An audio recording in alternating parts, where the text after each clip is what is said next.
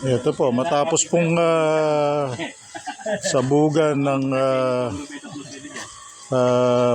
binhi gamit yung seeder, yan po dinidiligan para tuloy-tuloy yung paglago nung ating halaman ay nung ating palay.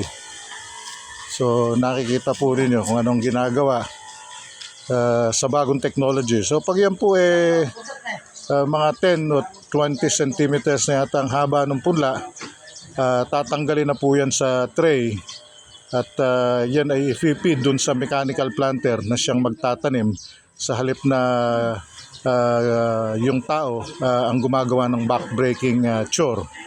So subaybayan po ninyo, makikita ninyo lahat ng pamamaraan kung paano natin padadaliin ang buhay o pagtatrabaho ng mga magsasaka at kung paano mas magiging maunlad ang ani sapagkat mas pantay-pantay ang magiging tubo ng bigas, yung kanilang distansya at diretso yung mga pagtatanim.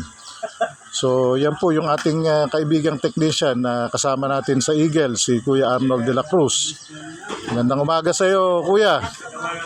So sana po yung mga ibang Eagles ma-involve sa ganitong productive na trabaho at hindi lamang pagmimigay ng ayuda ang ginagawa. Para sa ganun hindi maging palaasa yung ating mga kababayan, kundi magkaroon sila ng kakayahan na tumayo sa sariling paa at mabalik ang tunay na dignidad bilang isang tao. Maraming salamat po, ang inyong kaibigan muli, si Juan Liwanag. Marami ko ng episode.